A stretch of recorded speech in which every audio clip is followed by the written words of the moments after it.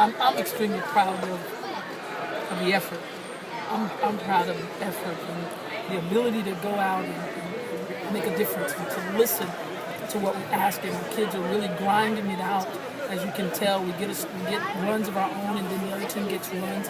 And then we're learning how to stop their run and get another one of our own. But when you take a look at that turnover side and you see only 10, that plays a huge part in the way that we play and not allowing the other teams to get easy baskets off of our turnovers. That's absolutely big. But when I take a look at my point guard stats and I see 5 assists, no turnovers, that makes me very good. Well, I was going to say, Janae Bourne, by far, I think her best game of the year so far. 9 points, 8 rebounds for the shortest player on the court. 5 assists, 2 steals, even a block at 5'2". No turnovers in 37 minutes. She was cramping up out there, and she really gutted it out. This is the thing. When you're giving everything you have, these are things that sometimes happen to you. This kid has a tremendous amount of energy. She's learning how to channel energy into very positive areas of her game. And she came out with a tremendous amount of energy and really set the tone for us with pushing the basketball and getting easy baskets for us in the fast break and finding people and getting them involved. Because first of all, that's her job, is to distribute and then contribute. And she did both tonight very well. I thought from the 15-minute mark of the first half, you're trailing 14-4, till about the 5-minute first mark of the first half. So that 10-minute stretch, that was as good a basketball as we've played, especially offensively this year. Absolutely. We were clicking on all cylinders there, simply because of how she was conducting the show. She was executing our offense, getting everybody involved, and that was the key. And they were actually crisp in our offense. We were moving, and it's difficult for anybody to defend you. But the most important thing was we had some transition baskets. We had them on their toes. We had them on their backs, trying to hustle back to get back in transition to stop us. So that was big for us tonight.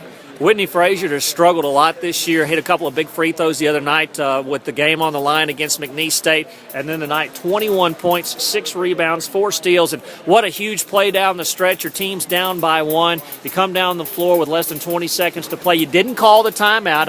I figured you probably didn't want to let them set up defensively.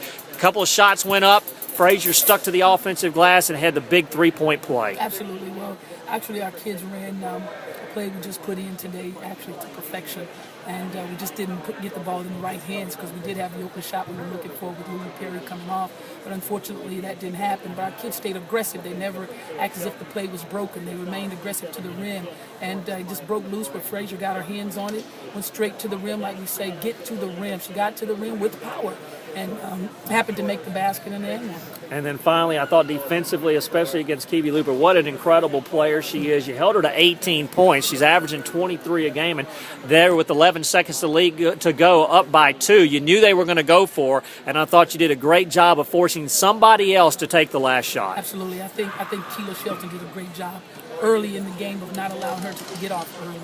She saw quite a few bodies at her. Sometimes it was Keela Shelton, sometimes it was Lily Perry. They were just putting a few bodies on her that was different. And then we switched well, and our bigs kind of banged up a little bit as well. So she saw a lot coming, and we knew that if the ball got in her hands, it would be very difficult for her. So our kids did a good job of trying to make someone else. You got your 4th game in 8 days this coming Sunday. You're going to be down in Baton Rouge to take on LSU. Not much time to recover here, but you got to feel pretty good about yourself going down there with a couple of wins under your belt. Well, we do. You always want to come home and protect your own place and try to get a little momentum for yourself, especially going into a home like LSU. And the way the crowd gets in it there and the way this team plays on their home floor.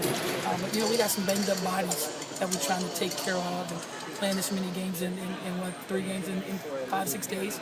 It's kind of tough for the bodies, especially with the injuries that our kids have, knees and shoulders and shin splints and ankles. So it's a lot that we have to do to try to take care of our kids from now until Sunday.